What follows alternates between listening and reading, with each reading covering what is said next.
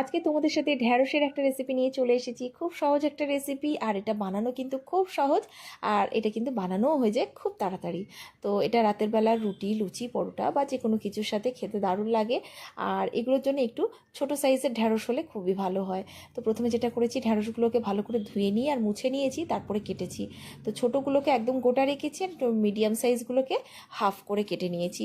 এবার কড়াইতে সর্ষের তেল গরম করে ঢ্যাঁড়সগুলোকে দিয়ে নুন আর হলুদ গুঁড়ো দিয়ে একটু ভেজে নেব। দাগ দাগ হলে এটাকে তুলে রাখবো। আরও একটু সর্ষের তেল অ্যাড করে এটার মধ্যে একটু কালো জিরে আর কুচিয়ে রাখা পেঁয়াজ এটার মধ্যে দিয়ে দিলাম। তো পেঁয়াজটা একটু ছোট করে কাটতে হবে। এবার কিন্তু পেঁয়াজটাকে একটু নরম করে ভেজে নিয়ে এটার মধ্যে দিয়ে দেবো আদা আর রসুন পেস্ট। এবার আদা আর রসুন পেস্টটাকে কিন্তু 1 থেকে 2 মিনিট একটু নাড়াচাড়া করে ভেজে নিতে হবে, যাতে যে কাঁচা গন্ধটা থাকে সেটা চলে যায়। এরপর একটা বাটির মধ্যে দেখো মশলাগুলো নিয়ে নিয়েছি, মানে গুঁড়ো যে মশলাগুলো, হলুদ গুঁড়ো, কাশ্মীরি লাল লঙ্কা গুঁড়ো, ধনে গুঁড়ো, জিরে গুঁড়ো, আর নিয়েছি এর মধ্যে গোলমরিচের গুঁড়ো।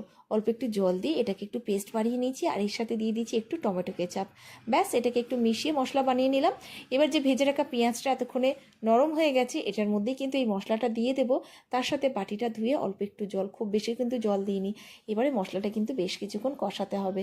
তো বেশ কিছুক্ষণ দেখো মশলাটা কষিয়ে নিয়েছি, তেলটাও ছেড়ে এসেছে। এরপরে এই যে ভেজে রাখা যে ঢ্যাঁড়সটা আছে সেটাই কিন্তু এটার মধ্যে দিয়ে দেবো।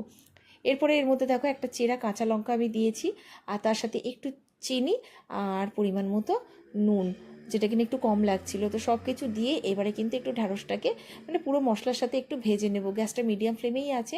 তো এটার মধ্যে আমি অল্প একটু জল দেবো, খুব বেশি না, মোটামুটি ওই হাফ কাপ মতো গরম জল এটার মধ্যে আমি অ্যাড করব, করে মিশিয়ে নেব। তো ব্যাস, তাহলে কিন্তু তৈরি হয়ে যাবে আজকের রেসিপিটা। দারুণ একটা রেসিপি আর খুব সহজ একটা রেসিপি, খেতে কিন্তু দুর্দান্ত হয়। অবশ্যই ট্রাই করতে পারো। তো দেখো রান্নাটা একেবারেই কমপ্লিট হয়ে গেছে, খুব কম সময়ের মধ্যে রান্নাটা হয়ে যায়। রেসিপিটা কেমন লাগলো জানিও, আর ভালো লাগলে কিন্তু অবশ্যই সঙ্গে থেকো। তো চলো, দেখা হবে নতুন কোনো রেসিপির সাথে। ততক্ষণের জন্য টাটা।